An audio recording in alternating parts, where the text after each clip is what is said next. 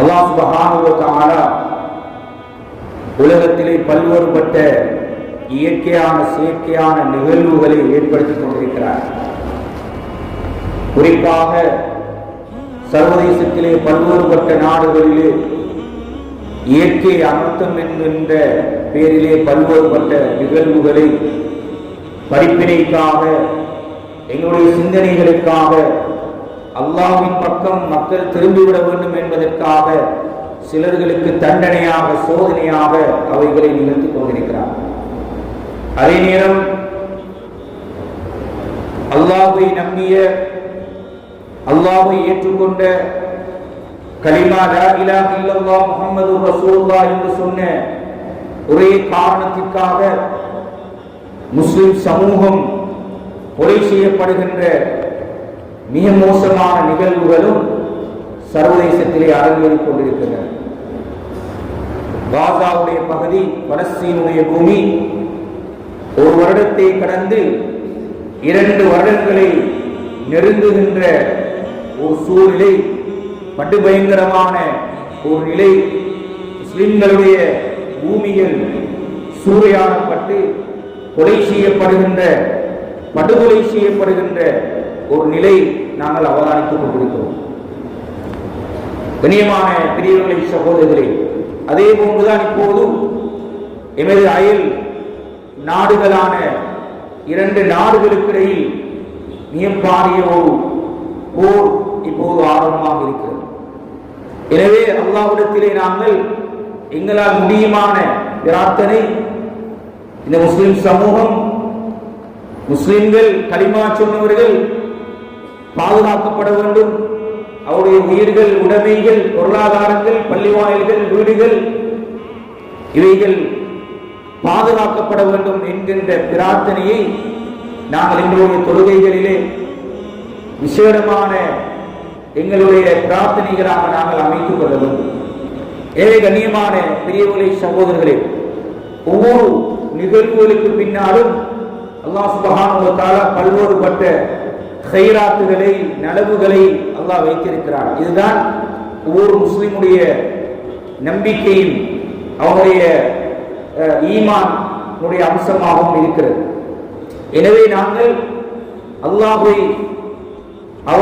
அவனுடைய கலாவை நம்பியவர்களாக, அவன் இதற்கு ஒரு நல்ல ஒரு முடிவை தர வேண்டும் என்கின்ற எதிர்பார்ப்போடு கையேந்தி அழுது அல்லாஹ்விடத்திலே பிரார்த்தனை செய்யக்கூடிய உள்ளவர்களாக நாங்கள் மிக தொலைவில் இருக்கக்கூடிய நாங்கள் மாற வேண்டும்.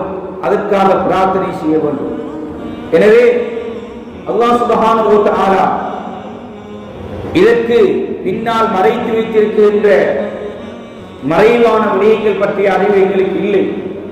எனவே நாங்கள் உலக நடைமுறைகளை, நியதிகளை ஏற்றுக்கொண்டு அல்லாஹ்வின் பக்கம் திரும்பக்கூடியவர்களாக, அல்லாஹ்வுடைய ஏற்பாடுகளை, அல்லாஹ்வுடைய சக்தியை, அல்லாஹ்வுடைய வல்லமையை நம்பியவர்களாக அல்லாஹ்வின் பக்கம் திரும்பக்கூடியவர்களாக மாற வேண்டும். இதுதான் எங்களுக்கு அல்லாஹ் சுப்ஹானஹு வ தஆலா கற்றுத் தருகின்ற ஒரு பாடமாக, படிப்பினையாக இருக்கிறது. கண்ணியமானவர்களே, இன்றைய இந்த குத்பாவிலே உங்களோடு ரமதான் கழிந்ததன் பின்னால், பெருநாளை கொண்டாடியதன் பின்னால் பல்வேறுபட்ட திருமண நிகழ்வுகளை நாங்கள் எதிர்நோக்கிக் கொண்டிருக்கிறோம். நாளாந்தம் விடுமுறை தினங்களிலே பல்வேறுபட்ட திருமணங்களை நாங்கள் கலந்து கொண்டிருக்கிறோம். எனவே 1992ஆம் ஆண்டு எமது பிரதேசத்திலே உலமாக்கள், புத்திஜீவிகள், கல்விமான்கள் சேர்ந்து எமது பிரதேசத்திலே நடைமுறைப்படுத்தப்பட வேண்டிய திருமண நிகழ்வுகளுடைய ஒழுங்குகள் தொடர்பான மிகப்பெரிய ஒரு மகாநாடு நடைபெற்றிருக்கிறது 1992ஆம் ஆண்டு. அதன் பின்னர் 2003, 2013, 2023 என்று அந்தந்த காலத்திலே எமது பிரதேசத்தை வழிநடாத்திய உலமாக்கள், தலைவர்கள், புத்திஜீவிகள் படித்தவர்கள் கல்விமான்கள் எல்லோரும் சேர்ந்து பல்வேறுபட்ட ஆன்மீக ரீதியான இஸ்லாமிய வரையறைக்குள் இஸ்லாம் எதிர்பார்க்கின்ற இந்த திருமணங்கள் நடைபெற வேண்டும் என்ற வகையில் பல முயற்சிகள் நடைபெற்றிருக்கின்றன. கண்ணியமான பிரியவர்களை சகோதரர்களே, இருந்தாலும் கவலையான மிக மோசமான இஸ்லாம் மிக மோசமாக சொல்லியிருக்கின்ற இஸ்லாம் மிக மோசமாக வர்ணித்திருக்கின்ற விடயங்கள் எல்லாம் எங்களுடைய திருமண நிகழ்வுகளிலே அரங்கேறிக் கொண்டிருப்பதை நாங்கள் அவதானிக்கிறோம். எனவே அந்த அமானிதத்தை உங்களுக்கு முன்வைப்பது, உங்களுக்கு சுட்டிக்காட்டுவது பொருத்தமாக இருக்கும் என்று நான் நினைக்கிறேன். கண்ணியமான பிரியவர்களை சகோதரர்களே, நடைபெறுகின்ற திருமணங்களில் ஏதோ ஒரு வகையில் எங்களுடைய தொடர்பு இருக்கும். நாங்கள் கலர முடியாது, தப்ப முடியாது, எங்களுக்கு தெரியாது. இன்று நிறைய ஆண்கள் சொல்லக்கூடிய செய்தி, திருமணம் என்று வந்துவிட்டால் அது எங்களுடைய கையிலே இல்லை, அது எங்களுடைய மனைவி, எங்களுடைய வீட்டிலே உள்ள பெண்கள், சகோதரிகள், தாய்மார்களுடைய அவர்களுடைய தீர்மானங்கள், அவர்களுடைய கையிலே தான் அது இருக்கிறது. எனவே நாங்கள் எது சொன்னாலும் அதை கேட்க மாட்டார்கள், ஏற்றுக்கொள்ள மாட்டார்கள், நடைமுறைப்படுத்த மாட்டார்கள் என்கின்ற செய்தியைத்தான் நாங்கள் எல்லோரும் சொல்லிக் கொண்டிருக்கிறோம். ஆனால் இதை நாங்கள் சாட்டுப்போக்காக வெளியிலே சொல்லிக் கொண்டாலும் அல்லாஹ்விடத்திலே சென்று பதில் சொல்ல வேண்டிய ஒரு காலம் வரும்போது இதே பதிலை அல்லாஹ்வுக்கு முன்னால் நாங்கள் சொல்ல முடியுமா என்பதை ஒரு கணம் சிந்திக்க வேண்டும். குல்லுக்கும் ராயின் வ குல்லுக்கும் மஸ்ஊலுன் அன் ரஇய்யதி என்று ரசூல் ஸல்லல்லாஹு அலைஹி வஸல்லம் அவர்கள் சொன்ன செய்தியை நாங்கள் பார்க்கிறோம். எங்களுடைய குடும்பம், எங்களுடைய பிள்ளைகள், எங்களுடைய மனைவி, எங்களுடைய பொறுப்புதாரிகள், எங்களுடைய பொறுப்புகள் பற்றி அது வெறுமனே அந்த அந்த குடும்பத்தை பராமரித்தாயா, ஆடையை கொடுத்தாயா, அந்த பிள்ளைகளுக்கான உணவை வழங்கினாயா, கல்வியை வழங்கினாயா என்பது மட்டுமல்ல கேள்வி. முழுக்க முழுக்க அந்த குடும்பத்தினுடைய சகல விவகாரங்களுக்கு பொறுப்பானவர்கள் நாங்கள் என்பதை ஒவ்வொருவரும் புரிந்து கொள்ள வேண்டும். யா அய்யுஹல்லதீன ஆமனூ கூ அன்ஃபுஸக்கும் வ அஹ்லீக்கும் நாரா என்று எங்களை பார்த்து குர்ஆன் பேசுகிறது. நரக நெருப்பிலே இருந்து நீங்கள் பாதுகாப்பு தேடிக் கொள்ளுங்கள் என்று சொல்கிறது. கண்ணியமான பிரியவர்களே, சகோதரர்களே, இந்த திருமணத்தினுடைய நோக்கம் தொடர்ச்சியாக நாங்கள் திருமண பயான்களிலும் பல்வேறுபட்ட இடங்களிலும் நாங்கள் செவிசாய்த்துக் கொண்டிருக்கிறோம். ஆனால் இந்த நோக்கங்கள் எங்களுடைய வீட்டிலே, என்னுடைய சொந்த வாழ்க்கையிலே, என்னுடைய பிள்ளையுடைய வாழ்க்கையிலே, என்னுடைய பேர குழந்தைகளுடைய வாழ்க்கையிலே இருக்கிறதா என்பதை ஒருவரும் சிந்திக்க வேண்டும். குர்ஆன் சொல்கிறது, இந்த திருமணம் என்பது ஒரு கட்டளையாக சொல்கிறது. ஃபங்கிஹு மா தாப லக்கும் மினன் நிஸா, நீங்கள் நல்ல பெண்களை திருமணம் செய்து கொள்ளுங்கள் என்று குர்ஆன் கட்டளையிடுகிறது. ரசூல் ஸல்லல்லாஹு அலைஹி வஸல்லம் அவர்கள் இதற்கு முன்னுதாரணமாக 11 திருமணங்களை முடித்து எங்களுக்கு அழகான ஒரு வழிகாட்டலை சொன்னார்கள். இது ஒரு சுன்னா. இது மனிதர்களுடைய இயற்கையாக அல்லாஹ் சுப்ஹானஹு வ தஆலா உருவாக்கி இருக்கின்ற தேவைகளை இவர் நிவர்த்தி செய்கிறது. அவனுக்கு ஏற்படக்கூடிய உடல் ரீதியான, உடல் ரீதியான, மன ரீதியான பிரச்சனைகளுக்கான தீர்வாக திருமணம் இருக்கிறது. ஏழையாக இருக்கக்கூடியவனுடைய ஒருவன் திருமணம் முடிக்கும் போது அவன் வசதி படைத்தவனாக மாறக்கூடிய சந்தர்ப்பம் திருமணத்திலே இருக்கிறது என்று குர்ஆன் சொல்கிறது. கண்ணியமான பிரியவர்களே, சகோதரர்களே, கவலையோடு பிரச்சனையோடு வெளியிலே உலாவி திரிகின்றவனுக்கு நிம்மதியும் சந்தோஷமும் மன அமைதியும் அவருடைய திருமணத்திலே இருக்கிறது என்று குர்ஆன் சொல்கிறது. இவ்வளவு குர்ஆனும் ஹதீஸும் சொல்கின்ற இந்த விடயங்களை எங்களுடைய திருமணத்திலே, எங்களுடைய குடும்ப வாழ்க்கையிலே எங்களுடைய பிள்ளைகளுடைய வாழ்க்கையிலே காண முடிகிறதா என்றால் மிக மிக குறைவாக, அல்லது இல்லை என்று சொல்ற நிலைக்குத்தான் இன்றைய எமது விவகாரங்கள், எமது சமூகத்துடைய குடும்ப வாழ்க்கைகள் இருப்பதை நாங்கள் காண்கிறோம். وَمِنْ آيَاتِهِ أَنْ خَلَقَ لَكُم مِّنْ أَنفُسِكُمْ أَزْوَاجًا لِتَسْكُنُوا إِلَيْهَا. குர்ஆன் சொல்கிறது وَجَعَلَ بَيْنَكُم مَّوَدَّةً وَرَحْمَةً.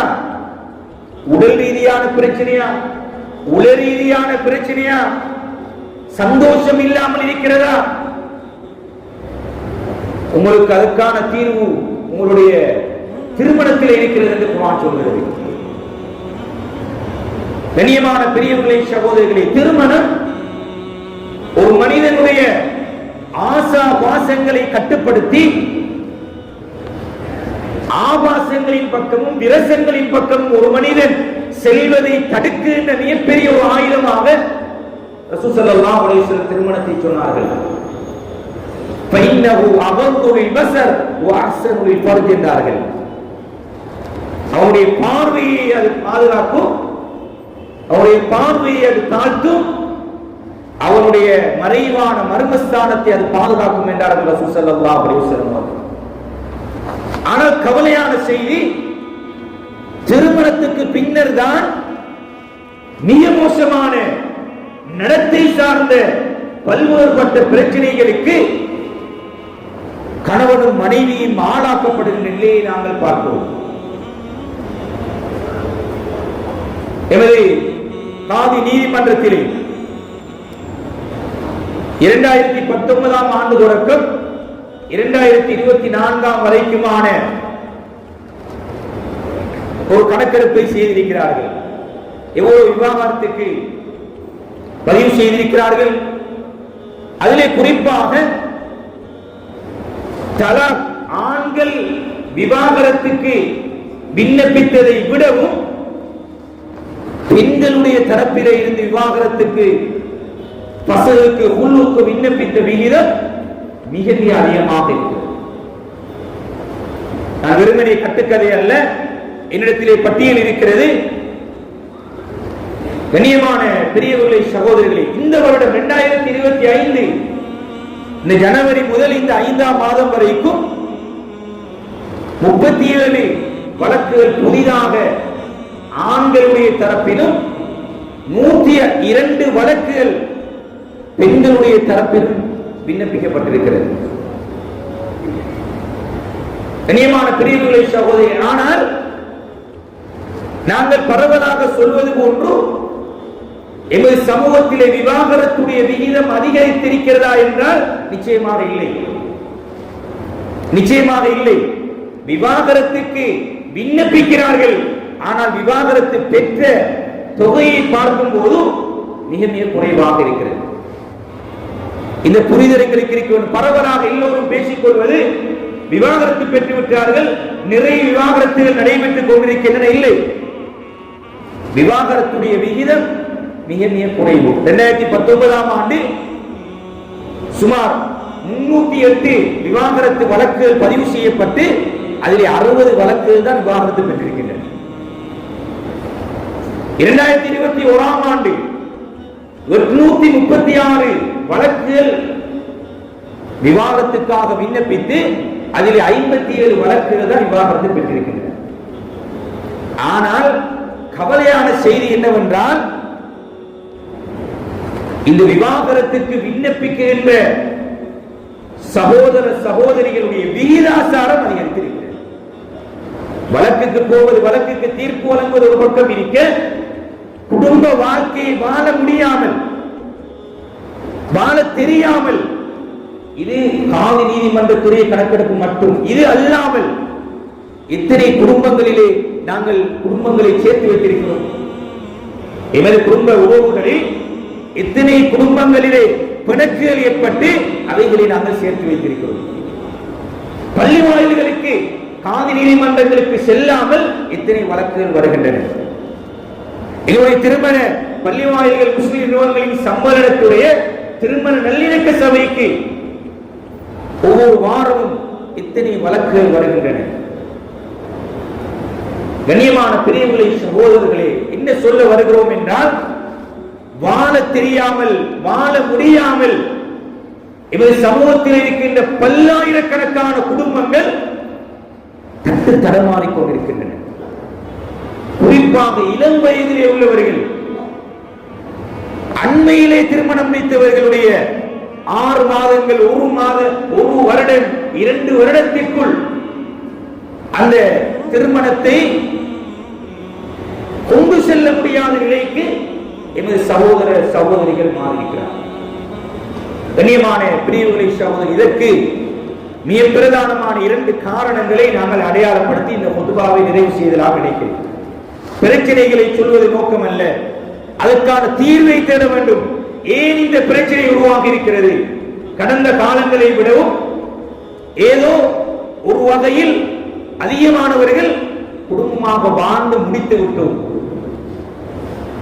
ஆனால் இப்போது இருக்கின்ற இந்த ஜெனரேஷன், இந்த இளம் வாலிப சமூகம் வாழ முடியாமல் கட்டுத்தடமாறுகின்ற ஒரு நிலைக்கு இந்த சமூகம் தள்ளப்பட்டிருக்கிறது. காதி நீதிமன்றத்துடைய விவாகரத்து வழக்கை வைத்து அல்ல, வழக்குக்கு விவாகரத்துக்கு பதிவு செய்கின்ற அல்லது பள்ளி வாயிலுக்கு செல்கின்ற அல்லது திருமண நல்லிணக்க சபைக்கு செல்கின்ற அல்லது குடும்பங்களிலே இருக்கின்ற பெரியவர்களை எல்லாம் அழைத்து தீர்த்து வைக்கின்ற வழக்குகளை பார்த்தால், திருமணங்களை பார்த்தால் பல்லாயிரக்கணக்கான எண்ணிக்கையுடையவர்கள் இந்த சமூகத்தில் இருக்கிறார்கள். கண்ணியமானவர்களே, எனவே 2 வகையாக இதனை பார்க்கலாம். ஒன்று, திருமணங்கள் இஸ்லாமிய அடிப்படையில் நடைபெறாத போது, அல்லாஹ்வுடைய கபூலியத் இல்லாத போது அதிலே பிரச்சனை ஏற்படும்.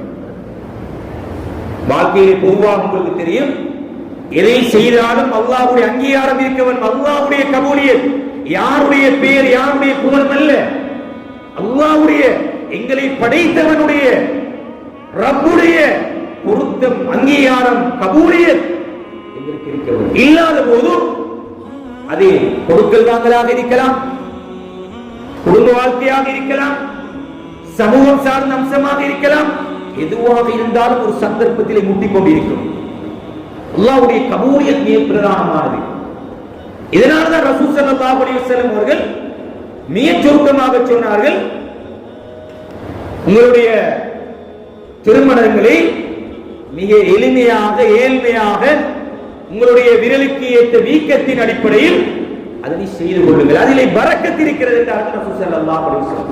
இந்த ஹதீஸை இன்னும் நாங்கள் புரிந்து கொள்ளவில்லை, அதனை விளங்கிக் கொள்ளவில்லை, அல்லது புரிந்தாலும் நடைமுறைப்படுத்துவதற்கு நாங்கள் முன்வரவில்லை.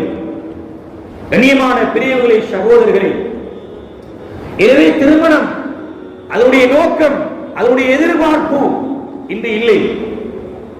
அதற்கு மாற்றமாக மிக மோசமான நிலையிலேதான் இன்று சில சகோதர சகோதரிகள் பிள்ளைகளுக்காக வாழக்கூடியவர்கள் இருக்கிறார்கள். குடும்ப கௌரவம், குடும்ப அந்தஸ்து போய்விடும் என்பதற்காக வாழக்கூடியவர்கள் இந்த சமூகத்தில் இருக்கிறார்கள். அது மட்டுமல்லாமல் பல வருடங்கள் 25, 30, 40 வருடங்கள் வாழ்ந்துவிட்டு விவாகரத்துக்கு பதிவு செய்பவர்கள் சமூகத்தில் இருக்கிறார். கண்ணியமான பிரிவுகளை சகோதரர்களே, இஸ்லாம் ஒரு அனுமதியாக ஒரு கணவனும் மனைவியும் வாழ முடியாத போது ஒரு அனுமதியாக வைத்ததை நாங்கள் எல்லோரும் துஷ்பிரயோகம் செய்து கொண்டிருக்கிறோம். எல்லோரும் துஷ்பிரயோகம் செய்கிறோம். எடுத்த உடனேயே நாங்கள் பிரித்து விடுவோம். கண்ணியமான பெரியவர்களே, சகோதரர்களே, எனவே முதலாவது அம்சம், திருமணத்திற்கு முன்னர் நடைபெறுகின்ற நிகழ்வுகள், திருமணத்தின் போதுள்ள நிகழ்வுகள், திருமணத்தின் பின்னரான நிகழ்வுகள் அல்லாஹ்வுடைய கபூலியத்தோடு இருக்கிறதா? கண்ணியமான பிரிவுகளை சகோதரர்களே, அல்லது பாரமாக சுமையாக இந்த திருமணத்தை நாங்கள் எடுத்துக் கொண்டிருக்கிறோமா? நேரத்தை கவனத்திலே கொண்டு மிக முக்கியமான மிக பிரதானமான சில அம்சங்களை மட்டும் உங்களோடு பகிர்ந்து கொள்வதை பொருத்தம் என்று கருதுகிறேன். திருமணம் விவாகரத்து பெறுவதற்கான காரணங்களை பட்டியல்படுத்தி இருக்கிறோம். ஆய்வு ரீதியாக விசாரணை செய்த வகையில், கலந்துரையாடியதன் வகையில், காதி நீதிமன்றத்திலே வருகின்ற வழக்குகளின் அடிப்படையில், பள்ளி வாயிலுக்கு திருமண நல்லிணக்க சபைகளுக்கு வருகின்ற வழக்குகளின் அடிப்படையில் சில விடயங்களை நாங்கள் பட்டியல்படுத்தியிருக்கிறோம். அதிலே மிக பிரதானமான ஒரு காரணம், பெண்கள் முன்வைக்கின்ற மிக பிரதானமான ஒரு குற்றச்சாட்டு போதைப் பொருளுக்கு அடிமையாதல். போதைப் பொருளுக்கு அடிமையாக இருக்க நல்ல குடும்பம், நல்ல வம்சம், நல்ல பரம்பரை, திருமணத்துக்கு பின்னர் மனைவி குற்றச்சாட்டை முன்வைக்கிறார். கண்ணியமான பிரிவுகளை சகோதரி, இது எதனோடு தொடர்புபடுகிறது? இஸ்லாம் சொல்கிறது, நீ திருமணம் முடிக்க போறிய பிள்ளைக்கு அந்த பிள்ளையுடைய அந்த மாப்பிள்ளை தெரிவு செய்யும் போது மார்க்கத்தை பாரு, தீனை பாரு, ஆன்மீகத்தை பாரு, சுப தொழுகிறானா என்று பாரு. இஸ்லாம் சொல்லக்கூடிய வழிகாட்டு இல்லை. எனக்கு இது எதுவும் தேவையில்லை, வசதி இருந்தால் போதும், வாய்ப்பு இருந்தால் போதும், தொழில் இருந்தால் போதும், கௌரவம் இருந்தால் போதும், அந்தஸ்து இருந்தால் போதும். திருமணத்துக்கு பின்னர் விவாகரத்துக்கு வந்து நிற்கிறது. கண்ணியமான பிரிவுகளை சகோதரர்கள், விடுகின்ற பிழை, திருமணத்திற்கு முன்னர் மாப்பிள்ளையுடைய பள்ளி வாயிலுக்கு சென்று பாருங்கள், சுமூகத்தில் வருகிறாரா? தொழுகை இல்லை என்றால் இப்படி அந்த குடும்பம் சந்தோஷமாக வாழப்போகும். தொழுகை இல்லை என்று ஆய்வு செய்யப்பட்டிருக்கிறது. தொழுகையுடைய விகிதாசாரம் மிக மிக மிக குறைந்து கொண்டு போகிறது. கண்ணியமான பிரிவுகளை சகோதரர்களை, வெளியே நிறைய காரணங்களை சொல்கிறோம். தொழுகை இல்லை என்றால் குடும்பம் சந்தோஷமாக இருக்க மாட்டார். தொழுகை இல்லாத குடும்பத்தில் நிம்மதியை நீங்கள் எதிர்பார்க்க முடியாது. வெளியில இருக்கும் வசதி இருக்கும், வாய்ப்பு இருக்கும், தொழில் இருக்கும், அந்தஸ்து இருக்கும், கௌரவம் இருக்கும், நிம்மதி இருக்க மாட்டார். அது நானும் உட்பட ஒவ்வொருவரும் அதை எடுத்துக் கொள்ள வேண்டும். தொழுகை இல்லையா? எனவே கண்ணியமான பிரிவுகளை சகோதரர்களே, ஒரு போதைக்கு அடிமையாக இருக்கிறார். போதை பழக்கம் மிக பிரதான ஒரு காரணமாக அடையாளப்படுத்தப்பட்டிருக்கிறது. எனவே திருமணத்திற்கு முன்னர் கட்டாயம் ஒவ்வொரு குடும்பமும், உங்க பிள்ளை இல்லாமல் இருக்கலாம், எங்களுக்கு தெரியும் இவர் போதைக்கு அடிமையானவர், என்ன செய்வது, முடித்துக் கொடுக்கட்டும், இல்லை, நீ கவனமாக இருங்கள் சகோதரர்களே. 6 மாதங்கள், 5 மாதங்கள், 8 மாதங்களில் அது திருமண விவாகரத்தை நோக்கி வருகிறது. எனவே இதில் மிகக்கூடிய கவனம் செலுத்துங்கள். ஒரு பெண்ணை தெரிவு செய்வதற்கு நாங்கள் எப்படி அடிக்கடி தீன் இருக்கிறதா, தீன் இருக்கிறதா, மார்க்கம் இருக்கிறதா பாருங்கள் என்று ஒரு பெண்ணை தான் சொல்வது இல்லை. இஸ்லாம் ஆணையும் சொல்கிறது. இஸ்லாம் ஆணையும் சொல்கிறது, தீன் இருக்கிறதா, மார்க்கம் இருக்கிறதா பாருங்கள்.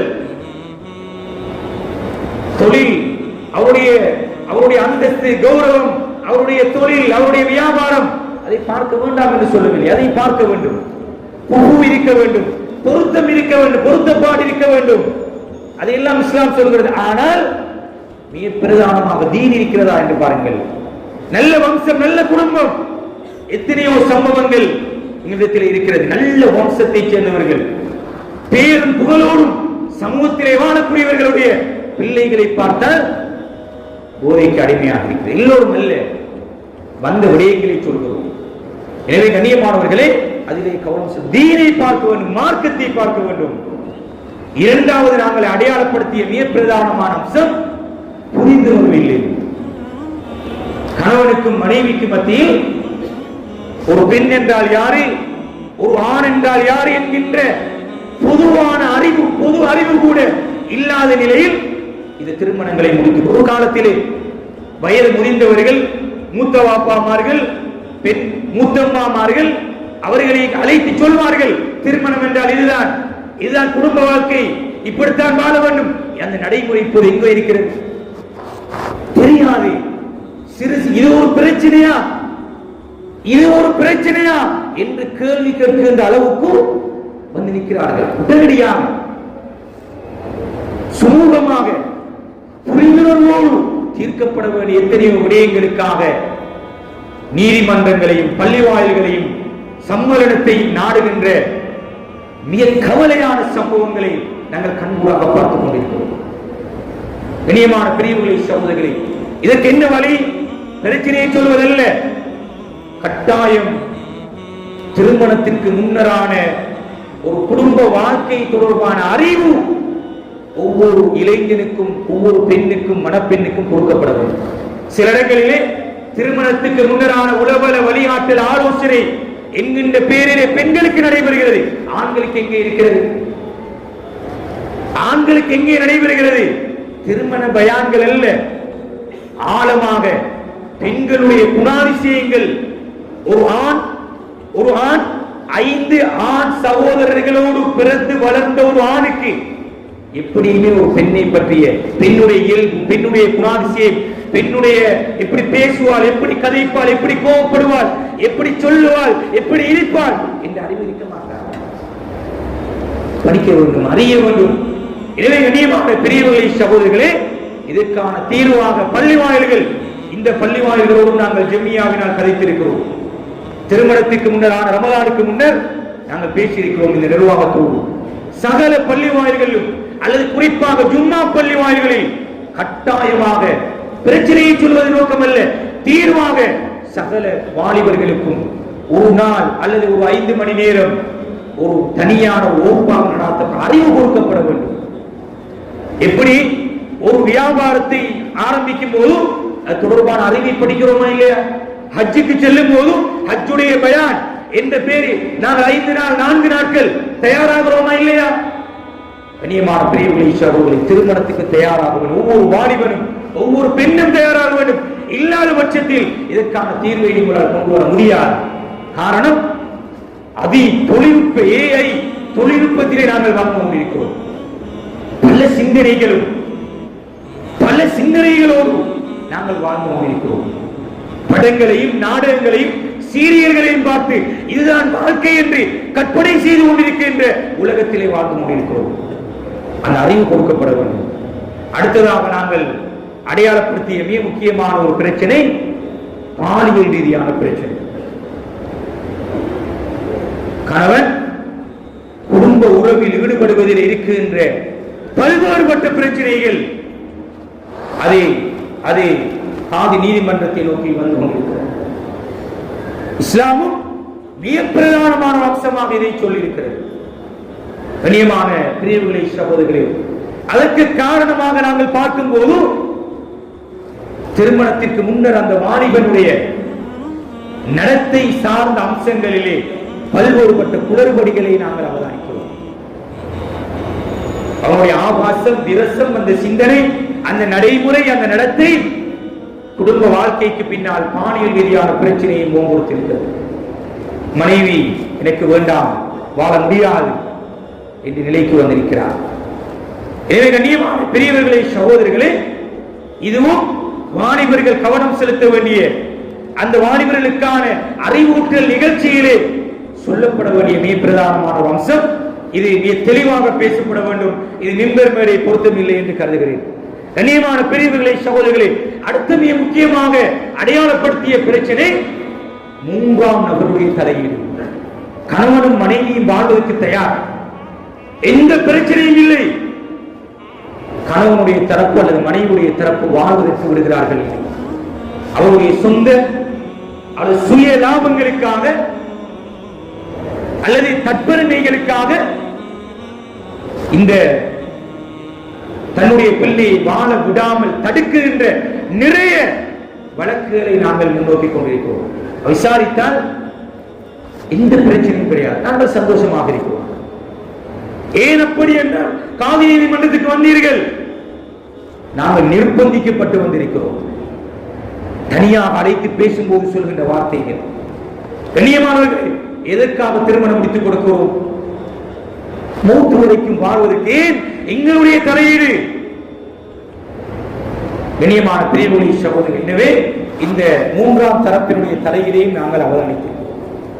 அடுத்த ஆன்மீக ரீதியாக இதை பார்க்கும்போது கண்ணியமானவர்களை, எங்களுடைய நான் ஏற்கனவே முதலாவது சொன்ன அம்சம், கபூலியத் இல்லாத நிலையிலே உங்களுடைய திருமணங்கள் நடைபெறுகின்றன. என்ன நடைபெறுகிறது? எங்களுடைய திருமணங்களிலே வீண்விரயம் நடைபெறுகிறது. குர்ஆன் சொல்கிறது, இன்னல்லாஹ லா யுஹிப்புல் முஸ்ரிஃபீன். வீண்விரயம் செய்பவர்களை அல்லாஹ் விரும்ப மாட்டான். அல்லாஹ்வுடைய கபூலியத் இல்லாமல் ஒரு திருமணம் நடந்தால் எப்படி அந்த திருமணம் வாழப் போகிறது? எப்படி நிரந்தரமாக இருக்க போகிறது? எனவே கண்ணியமானவர்களே, அது வலிமாவாக இருக்கலாம், அது பெண்ணுடைய ஆடையாக இருக்கலாம், ஆணுடைய ஆடையாக இருக்கலாம். சுப்ஹானல்லாஹ், பல கோடிக்கணக்கான ரூபாய்கள் செலவழிக்கப்படுகின்றன. எதற்காக? ஒரு பெண்ணுக்கு அலங்கரிப்பதற்காக, ஒரு பெண்ணுடைய ஆடை கொள்வதற்காக வெளிநாடுகளுக்கு அதற்கென்று வெளிநாட்டுக்கு செல்லக்கூடியவர்கள் இருக்கிறார். ஏன் சொல்லுவோம் என்றால், இன்னல்லாஹ் லா யுஹிப்புல் முஸ்ரிஃபீன், அல்லாஹ்வுடைய கபூலியத் இல்லாமல் உங்களுடைய திருமணங்கள் நடந்தால் எழுதி வைத்துக் கொள்ளுங்கள், அது நிலைத்திருக்க மாட்டார். குர்ஆன் இன்னல்லாஹ் லா யுஹிப்புல் முஸ்ரிஃபீன். ரசூல் ஸல்லல்லாஹு அலைஹி வஸல்லம் சொன்னார்கள், பிற சமய கலாச்சாரங்களை பின்பற்றுகின்றவர்கள் நரகத்திலே இருப்பார்கள். பார்க்கிறோமா இல்லையா? என்ன செய்வது? வாழ்நாளில் ஒரு நாள் தான் சொல்கின்ற காரணங்கள். சுப்ஹானல்லாஹ், வாழ்க்கையில் ஒரு நாள் திரும்ப வரமாட்டாது. எப்படி வேண்டுமென்றாலும் 6 மாதம் 1 வருடம் கொள்ளை. கண்ணியமான பெரியவர்களே, சகோதரிகளே, எனவே இந்த திருமண நிகழ்வுகள் திருமண பிரச்சனைகளுக்கு காரணமாக இருக்கிறது, திருமணத்துக்கு பின்னர் விவாகரத்துக்கு காரணமாக இருக்கிறது என்பதை குர்ஆன் ஹதீஸாக நாம் விளங்கிக் கொள்ள வேண்டும். சமயத்துடைய கலாச்சாரம், அலங்காரம். ரசூல் ஸல்லல்லாஹு அலைஹி வஸல்லம் சொன்னார்களே, நான் மிஹ்ராஜுடைய நிகழ்வின் போது நரகத்தை பார்த்தேன், நிறைய பெண்களை கண்டேன் அலங்காரமாக தன்னுடைய தலை முடிகளை ஒட்டகத்துடைய அந்த முகில்களை போன்று வைத்துக் கொண்டிருந்தவர்கள் நரகத்தை நான் கண்டேன். சுப்ஹானல்லாஹ், நிறைய அதிர்கள், அந்நிய கலாச்சாரம், பிற சமயத்துடைய கலாச்சாரம், அனாச்சாரம், ஆடம்பரம் நடக்கிறதா இல்லையா? நாங்கள் அறிந்த வரைக்கும் திருமணத்திலே 3 நிகழ்வுகள் நடக்கும். சுருக்கமாக, மதுவாண்டி கீறுகின்ற நிகழ்வு என்று திருமணத்துக்கு முன்னர் ஒரு 3 பேர், ஒரு 4 பேர் சென்று அந்த பெண்ணுக்கு மதுரவண்டியை கீறி விட்டு வருவார்கள். அடுத்த நாள் பெண்ணுடைய ஒரு நிகழ்வு நடக்கும், பெண்களுக்கான. அடுத்த நாள் ஆண்களுக்கான ஒரு நிகழ்வு. இப்போ அது 6 நிகழ்வுகளாக மாறிவிட்டோம். எப்படி அல்லாஹ்விடத்திலே போய் நாங்கள் தப்ப முடியும்? எப்படி இந்த திருமணங்கள் சந்தோஷமாக வாழ முடியும் என்று வாழ்த்த முடியும்? பள்ளிவாய் நாங்கள் நினைத்திருக்கிறோம், பள்ளிக்கு வந்து அகல் செய்து பாரக்கல்லாஹு லக வ பாரக அலை துஆ செய்தால் போதும். முடியை பிடித்து அந்த வழி அந்த கொண்டு போய் மகரை கொடுத்து விட்டால் இஸ்லாமிய திருமணம் முடிந்து விட்டது, போதும். இல்லை சகோதரர்களே, திருமணத்துக்கு முன்னர் இருந்து மாப்பிள்ளைக்கு மணப்பெண்ணுக்கு கொண்டு போகின்ற பொருட்களை கொண்டு போகின்ற அந்த பொட்டி சட்டி இருக்கிறது, அதற்காக இப்போது கடை திறந்திருக்கிறார். அந்த பெட்டிகளை கொள்வனவு செய்வதற்கு கடைகள் பல லட்சக்கணக்கான ரூபாய்கள், கோடிக்கணக்கான ரூபாய்கள். திருமணம் முடித்து பிள்ளையின் பெற்றதன் பின்னாலும் மணப்பெண்ணுடைய வாப்பாவுடைய கடனை பூர்த்தி செய்யாத எத்தனையோ குடும்பங்கள் சமூகத்தில் இருக்கிறார். எத்தனையோ குடும்பங்கள். நான் வெறுமனே வார்த்தைகள் அல்ல, நிதர்சனமாக காது நீதிமன்றத்தோடு பள்ளிவாயங்களோடு பள்ளிவாய் முஸ்லிம் நிறுவனங்களோடு சம்பந்தப்பட்டவர் என்ற வகையிலே ஆய்வு ரீதியாக உங்களுக்கு இவைகளை சமர்ப்பிக்கிறேன். கண்ணியமான பெரியவர்களை, சகோதரர்கள், எனவே விலாவாரியாக பல மணி நேரங்கள் பேசப்பட வேண்டிய மிக பிரதானமான அம்சங்கள். சிந்தியுங்கள், அல்லாஹ்வுக்கு பொருத்தமா? அல்லாஹ்வுக்கு பொருத்தமா? இதிலே அல்லாஹ்வுடைய பொருத்தம் இருக்கிறதா? அல்லாஹ் ஏற்றுக்கொள்வானா? அல்லாஹ் சகித்துக் கொள்வானா? இது இஸ்லாத்துடைய பார்வையில் இது என்ன? இதனுடைய நிலைப்பாடு என்ன? ஏன் இப்படியான சுமையை, பொருளாதார ரீதியான சுமையை நான் சுமத்துகிறேன்? இறுதியாக ஒரே ஒரு சொல்லி நான் முடித்துக் கொள்கிறேன். கண்ணியமான பெரியவர்களே, சகோதரர்களே, அல்லாஹ் சுப்ஹானஹு வ தஆலா கண்ணூர் என்கின்ற ஒன்றை வைத்திருக்கிறார். கண்ணூர் என்ற ஒன்று இஸ்லாத்தில் இருக்கிறது. ரசூல் ஸல்லல்லாஹு அலைஹி வஸல்லம் சொன்னார்கள், அந்த கண்ணூர் என்பது மௌத்தை கொண்டு வந்து சேர்த்து விடுது. கண்ணூரினால் மூத்துண்டாகிவிடும். சஹீஹான ஹதீஸிலே வந்திருக்கிற இமாம் அல்பானி ரஹிமஹுல்லாஹ் அவர்கள் அதனை சஹீஹ் என்கிற தரத்திலே பதிவு செய்திருக்கிறார்கள், சொல்லியிருக்கிறார்கள். ஒரு சஹாபி ஆடையை கலட்டும் போது இன்னும் ஒரு சஹாபி அதனை பார்த்து அவருடைய அழகை பார்த்து எவ்வளவு அழகாக இருக்கிறார் என்று சொன்னவுடன் அப்படியே மயங்கி கீழே விழுந்து விடுகிறார். ரசூல் ஸல்லல்லாஹு அலைஹி வஸல்லம் சொன்னார்கள் அந்த சஹாபிக்கு, ஏன் இப்படி சொன்னீர்கள்? நீங்கள் மாஷா அல்லாஹ் அல்ஹம்துலில்லாஹ் சொல்லியிருக்கலாமே, ஏன் இவ்வாறு சொன்னீர்கள்? உங்களுடைய வார்த்தையின் தாக்கம் அவருக்கு மயக்கத்தை ஏற்படுத்தியிருக்கிறது. சுப்ஹானல்லாஹ். ஹதீஸ். எனவே கண்ணியமானவர்களே, இந்த கண்ணூர் என்பதிலே இருந்தும் நாங்கள் பாதுகாப்பு பெற வேண்டிய மிக பிரதானமான அம்சம் இருக்கிறது. நாங்கள் என்ன செய்கிறோம்? புகழுக்காக, பெருமைக்காக சகலரையும் நாங்கள் எல்லோருக்கும் சொல்கின்ற அல்லது காட்டுகின்ற ஒரு நிலை எங்களிடத்தில் இருக்கிறது.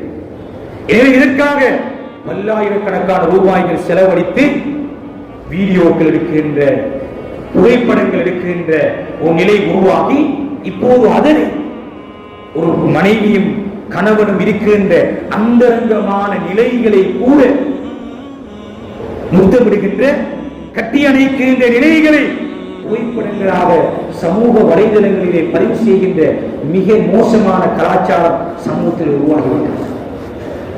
கண்ணியமான பிரியவரை சகோதரர்களே, இது அமானியம் என்ற வகையிலே, இந்த மின்பர்களை மறுமையிலே சாட்சி சொல்ல வேண்டும் என்ற வகையிலே உங்களுக்கு நாங்கள் ஒப்புவிக்கிறோம். ஒவ்வொருவர்கள் பொறுப்புதார்கள். எனக்கு தெரியாது, எனக்கு முடியாது, என்னுடைய கட்டுப்பாட்டில் இல்லை, தப்ப முடியாது. குல்லுக்கும் ராயின் குல்லுக்கும் மஸ்ஊலுன் ரஅய்யதி. ரசூல் ஸல்லல்லாஹு அலைஹி வஸல்லம் அவர்கள் 3 பேர் சுவர்க்கத்துக்கு நுழைய மாட்டார்கள் என்றார்கள். 3 பேர் சுவர்க்கத்துக்கு நுழைய மாட்டார்கள் என்றார்கள். அதிலே ஒருவர் போதைப் பொருளுக்கு அடிமையாகியவர், இரண்டாமவர் பெற்றோர்களுக்கு நோயினை செய்தவர், மூன்றாவது ரசூல் ஸல்லல்லாஹு அலைஹி வஸல்லம் சொன்னார்கள் தன்னுடைய குடும்பம் இவ்வாறான சீர்கேடுகளிலும் அனாச்சாரங்களிலும் ஈடுபடும் போது பேசாம பார்த்துக் கொண்டிருந்தவர் சொர்க்கம் போக முடியாது என்று ரசூல் ஸல்லல்லாஹு அலைஹி வஸல்லம் சொன்னார்கள். இந்த எச்சரிக்கைக்கு ஆளாக்கி நாங்கள் எங்களுடைய இனி வர இருக்கின்ற திருமண நிகழ்வுகளை ஒழுங்குபடுத்தி அதனை முறைப்படுத்தி அதனை இஸ்லாமிய வரையறைக்குள் நாங்கள் செய்வோம். அல்லாஹ் சுப்ஹானஹு வ தஆலா எங்கள் அனைவரையும் பொருந்திக் கொண்ட நல்ல ஒரு கூட்டத்தினாக்குவானாக. தாத்தாவுடைய பள்ளிவாயில் முஸ்லிம் நிறுவனங்களை சம்பவத்தினால் பாரிய நோய் நிவாரண நிதி சேகரிப்பு நடைபெறுகிறது. பல நூற்றுக்கணக்கானவர்கள் இதன் மூலமாக இந்த பிரதேசத்திலே பயனடைந்து கொண்டிருக்கிறார்கள். எனவே உங்களுடைய ஒரு சிறிய ஒரு தொகையும் அந்த பயனடைவதன் மூலம் உங்களுடைய மறுமை வாழ்க்கைக்காகவும் உங்களுடைய உலக வாழ்க்கைக்கு நிம்மதியும் சந்தோஷத்தையும் தரும். எனவே முடியுமான ஒரு தொகை பணத்தை நீங்கள் அந்த நோய் நிவாரணத்துக்காக செலுத்திவிட்டு செல்லுங்கள். அல்லாஹ் சுப்ஹானஹு வ தஆலா எங்கள் அனைவரையும் பொருந்தி நல்ல ஒரு கூட்டத்தில் ஆக்குவானாக. யாழ் எங்களுடைய பாவங்களை மன்னிப்பாயாக. யாழ் நாங்கள் அறிந்தும் அறியாமல் தெரிந்தும் தெரியாமல் செய்த அனைத்து பாவங்களை மன்னிப்பாயாக. யா அல்லாஹ், யா அல்லாஹ், பலஸ்தீனுடைய பூமியிலே ஷஹீதாக்கப்படுகின்ற அந்த ஷஹீதுடைய முழுமையான அந்தஸ்தை அவர்கள் கொடுப்பாயாக. அவருடைய பூமியை மீட்டி கொடுப்பாயாக. மஸ்ஜிதுல் அக்ஸாவை மீட்டி கொடுப்பாயாக. அவருடைய நிம்மதியான சந்தோஷமான வாழ்க்கை அவர்களுக்கு மீட்டி கொடுப்பாயாக. அவருடைய பூமியை அவர்களுக்கு மீட்டி கொடுப்பாயாக. யாதை போது எமது அயல் நாடுகளில் ஏற்பட்டிருக்கின்ற பிரச்சனை இல்லாமலாக்கி சுமூகமான முறையிலே தீர்த்துக் கொள்ளக்கூடிய நிலைமை அந்த நாடுகளிலே உருவாக்குவாயாக. யாதை எங்கள் அனைவரையும் பொருந்திக் கொண்ட நல்ல ஒரு கூட்டத்தில் ஆக்குவாயாக.